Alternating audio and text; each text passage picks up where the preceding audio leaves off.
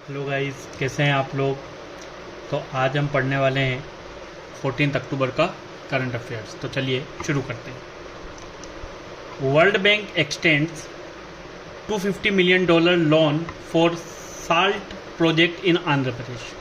तो जो आंध्र प्रदेश गवर्नमेंट है उनका एक प्रोजेक्ट है साल्ट, जिसका फुल फॉर्म होता है सपोर्टिंग आंध्राज लर्निंग ट्रांसफॉर्मेशन। तो आंध्र प्रदेश की जो गवर्नमेंट है उन्होंने एक प्रोग्राम लॉन्च किया है to improve the quality of learning among the school students. जो स्कूल स्टूडेंट्स है उनमें क्वालिटी ऑफ लर्निंग को बढ़ाने के लिए आंध्र प्रदेश गवर्नमेंट का एक प्रोग्राम है जिसको साल्ट बोला जाता है, सपोर्टिंग आंध्राज लर्निंग ट्रांसफॉर्मेशन। तो वर्ल्ड बैंक ने उसके लिए $250 मिलियन का लोन आंध्र प्रदेश गवर्नमेंट को देने की घोषणा की है। This project aims to improve the quality of learning. और ये जो साल्ट प्रोग्राम है, it is the first project in the school education. ये स्कूल एजुकेशन सेक्टर में पहला ऐसा प्रोजेक्ट है to be funded by the World Bank without any pre condition. तो इसको फंड करने के लिए वर्ल्ड बैंक ने कोई भी प्री कंडीशन नहीं रखी है, and they extend $250 million loan for salt project in Andhra Pradesh. तो आंध्र प्रदेश जो है, यहाँ की कैपिटल है अमरावती, और यहाँ के चीफ मिनिस्टर का नाम है वाई.एस. जगनमोहन रेड्डी, और यहाँ के गवर्नर है बिश्वभूषण हरिचंदन। और वर्ल्ड बैंक के बारे में अगर बात करें तो ये इस्टेब्लिश हुआ था 1944 में। इसका हेडक्वार्टर है वॉशिंगटन में, और इसके प्रेसिडेंट का नाम है David Malpass. Next news is Meghalaya government scraps act promoting casinos. तो मेघालय में एक एक्ट था जिसको बोला जाता था Meghalaya regulation of gaming act 2021। उसे रिपेल्ड कर दिया गया है। रिपेल कर दिया मतलब उसे ख़त्म कर दिया गया, वापस ले लिया गया है। तो वहाँ पे कैसीनोज जो हैं उन्हें प्रमोट करने के लिए अब वहाँ पर कोई एक्ट नहीं है। तो अब वहाँ पर जो कैसीनोज वगैरह है, जो ये ऑनलाइन गेमिंग वगैरह होती है, तो ये सब जो चीज़ें अब वो वहाँ पर अलाउ हो जाएगी। तो मेघालय गवर्नमेंट ने इसे अलाउ कर दिया है, ठीक है। और मेघालय की कैपिटल जो है वो है शिलोंग। वहाँ के सीएम का नाम है कॉनरेड संगमा, और गवर्नर का नाम है brigadier BD. Mishra. Next news is Jammu and Kashmir LG inaugurate 6th senior Pencak Silat championship. तो जम्मू एंड कश्मीर के जो लेफ्टिनेंट गवर्नर हैं उन्होंने वहाँ पर एक 6th senior Pencak Silat championship इसे इनोग्रेट किया है। ये श्रीनगर में होने वाली है। अब ये पैनकेक सिलेट होता क्या है? ये एक फाइटिंग स्पोर्ट है जिसके अंदर अलग अलग स्टाइल होती है मार्शल आर्ट्स की, और ओरिजिनली ये जो ओरिजिनेट हुआ है ये इंडोनेशिया से हुआ है, ठीक है। और this game Pencak Silat was introduced in India in 2014 में इसे इंट्रोड्यूस किया गया था। तो जम्मू एंड कश्मीर जो है, यहाँ की दो कैपिटल है, श्रीनगर जो कि समर कैपिटल है, और जम्मू जो कि यहाँ की विंटर कैपिटल है। और यहाँ की जो LG है लेफ्टिनेंट गवर्नर, उनका नाम है मनोज सिन्हा। नेक्स्ट न्यूज़ है जस्टिस पंकज मित्तल जो है उन्होंने ओथ लिए as chief justice of Rajasthan high court. तो राजस्थान हाई कोर्ट के नए चीफ जस्टिस जो बने हैं उनका नाम है पंकज मित्तल। राजस्थान कैपिटल है जयपुर, सीएम का नाम है अशोक गहलोत, और जो गवर्नर है उनका नाम है कलराज मिश्र।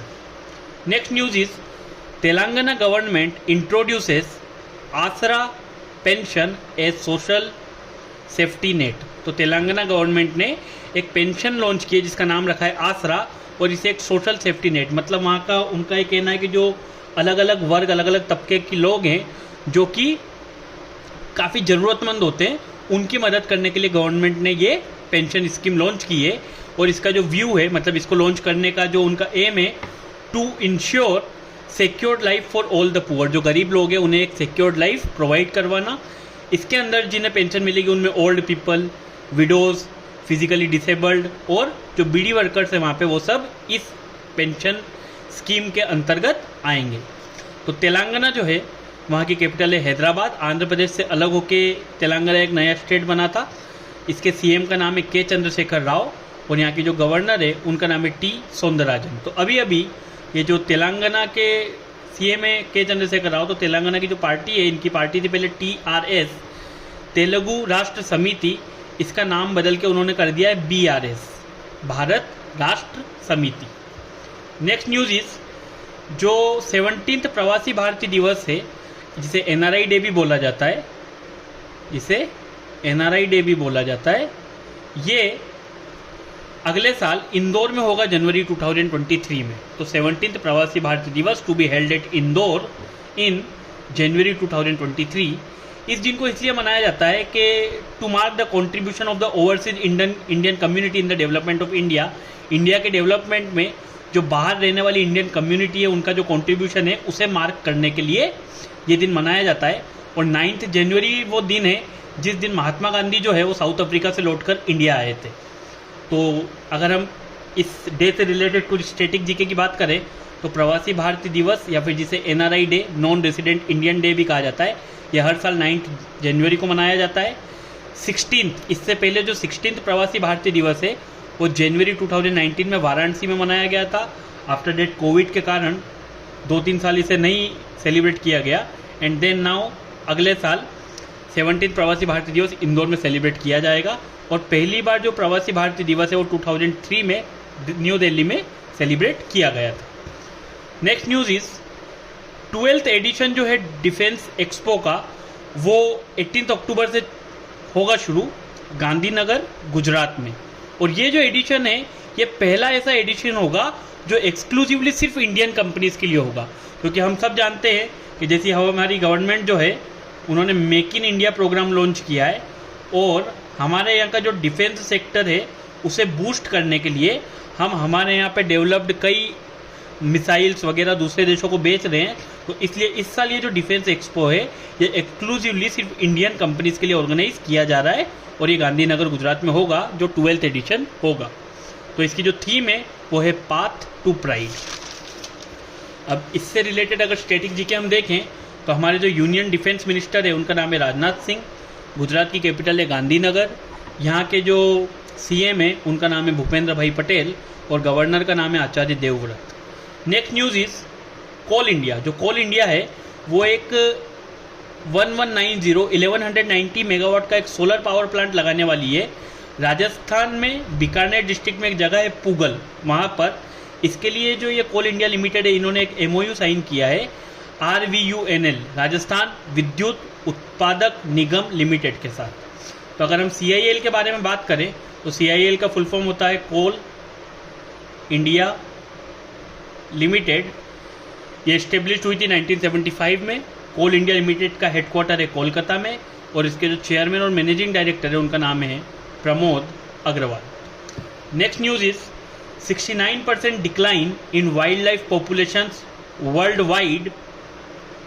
Wide since 1970। तो WWF World Wildlife Fund for Nature एक ऑर्गेनाइजेशन है, उनकी एक रिपोर्ट आई है तो उन्होंने ये बोला है कि 1970 से लेके अभी तक जो वाइल्ड लाइफ पॉपुलेशन है वर्ल्ड वाइड उसमें 69% का डिक्लाइन हुआ है। और ऐसा जो उन्होंने जो रिपोर्ट है उस रिपोर्ट का नाम है WWF लिविंग प्लेनेट रिपोर्ट 2022। और इसमें जो उन्होंने मेन ड्राइवर्स मतलब मेन रीजन्स बताए इस डिक्लाइन के, तो एक रीज़न उन्होंने बताया हैबिटाट डिग्रेडेशन, जो हम इंडस्ट्रियलाइजेशन के कारण जो जंगल वगैरह को ख़त्म करते जा रहे हैं या फिर सिटीज़ को बसाने के लिए जो जंगलों को काट रहे हैं, पेड़ों को काट रहे हैं, तो डेट इज़ हैबिटाट डिग्रेडेशन। जो हैबिटाट है रहने का जानवरों का वो कम होने के कारण उनकी जो पॉपुलेशन है वो भी कम हो रही है। And the one main reason we all know is climate change. तो इससे रिलेटेड तो स्टैटिक जी के हैं वो ये है कि WWF का फुल फॉर्म होता है World Wide Fund for Nature. ये एक international NGO non governmental organisation है। ये वर्ल्ड्स लार्जेस्ट कंजर्वेशन ऑर्गेनाइजेशन है। ये फाउंड हुआ था 1961 में और इसका जो हेडक्वार्टर है वो स्विट्ज़रलैंड की एक सिटी में है जिसका नाम है gland. Next news is India up 6 places for reducing inequality. तो जो असमानता है जेंडर इनइक्वलिटी जिसे हम कहते हैं उसमें इंडिया की जो रैंक है वो कुछ सुधरी है और ग्लोबली अब इंडिया की जो रैंक है वो 123 है इस साल। CRII जो एक है commitment to reducing inequality index, उसकी रिपोर्ट के अनुसार आउट ऑफ 161 कंट्रीज़ हमारी जो रैंक है रिड्यूसिंग इनइक्वलिटी में हम पूरे वर्ल्ड में 123rd नंबर पे है आउट ऑफ 161 कंट्रीज़। और इसमें जिस कंट्री ने टॉप किया है वो है नॉर्वे, सेकंड नंबर पे जर्मनी और थर्ड नंबर पे ऑस्ट्रेलिया रही है।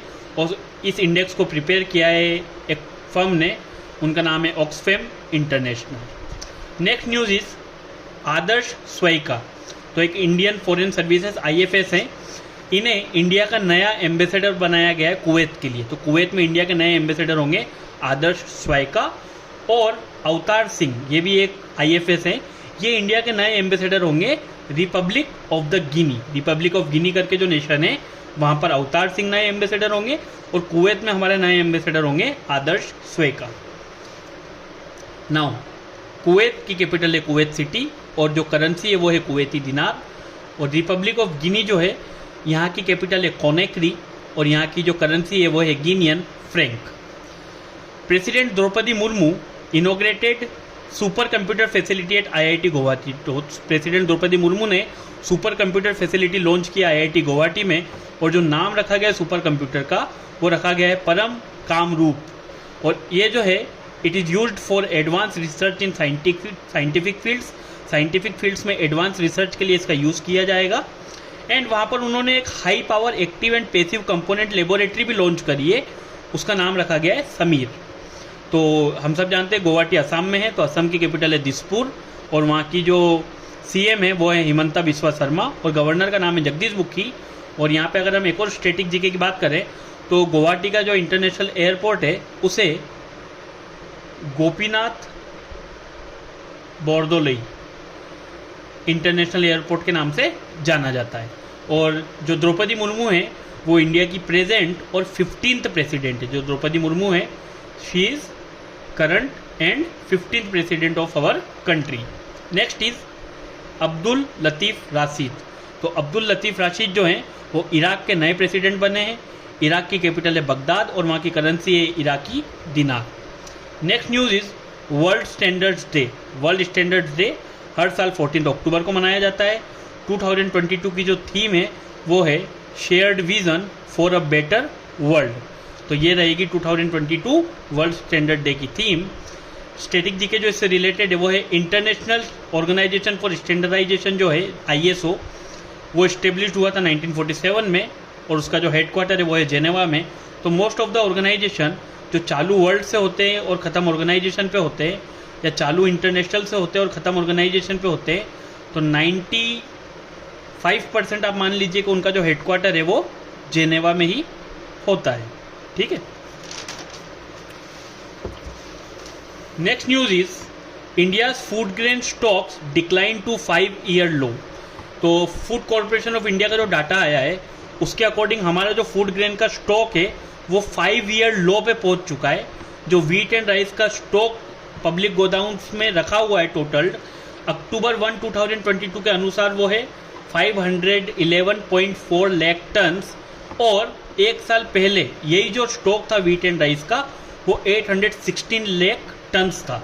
तो कहीं ना कहीं जो हमारा फूड ग्रेन का स्टॉक्स है, क्योंकि हम सब जानते हैं कि इन्फ्लेशन हो रहा है और ये जो फूड ग्रेन के जो प्राइस हैं ये भी काफ़ी बढ़ रहे हैं, तो इसका रीज़न एक ये भी है क्योंकि हमारा जो इंडिया का फूड ग्रेन का स्टॉक है वो काफ़ी ज़्यादा डिक्लाइन हो चुका है। इससे रिलेटेड स्टैटिक जीके अगर हम देखें तो FCI का फुल फॉर्म होता है फूड कॉरपोरेशन ऑफ इंडिया। ये फाउंड हुआ था 1965 में, हेडक्वार्टर है इसका न्यू दिल्ली में और इसके MD एंड चेयरमैन का नाम है Ashok Kumar Meena. Next is India's WPI inflation. WPI का मतलब होता है होलसेल प्राइस इंडेक्स। तो कल हमने पढ़ा था CPI, क्योंकि हमारी जो कंट्री है हमारी कंट्री में यूजुअली इन्फ्लेशन मेजर करने का जो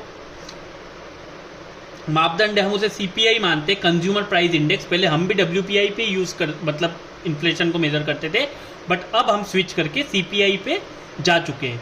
बट अभी भी कई कंट्री ऐसी है जैसे फिलीपींस वगैरह जहाँ पे जो इन्फ्लेशन है उसे WPI होलसेल प्राइस इंडेक्स पर ही मेज़र किया जाता है। तो इंडिया में जो WPI इन्फ्लेशन है वो थोड़ा सा कम हुआ है। तो सितंबर 2022 में जो WPI इन्फ्लेशन है हमारा वो है 10.7% और यही अगस्त 2022 में 12.41% था। और इस साल क्योंकि लगातार जब से कोविड वाला जो टाइम आया है इन्फ्लेशन काफ़ी बढ़ रहा है, तो सितंबर जो है लगातार 18वां महीना है कि जो WPI इन्फ्लेशन है होलसेल प्राइस इंडेक्स इन्फ्लेशन ये डबल डिजिट में रहा है। तो WPI जो है ये जो मई 2022 में सबसे ज़्यादा रहा था आज तक का, जो रहा था 15.88%। And last news for today is international e waste day, electronic waste day international 14 अक्टूबर को मनाया जाता है और इसकी जो थीम है वो है recycle it all know matter how small. तो ये था 14 अक्टूबर का करंट अफेयर्स। तो आई होप आप लोगों को वीडियो पसंद आएगा। Thank you so much. Channel को लाइक कीजिए, शेयर कीजिए, सब्सक्राइब कीजिए और पढ़ते रहिए।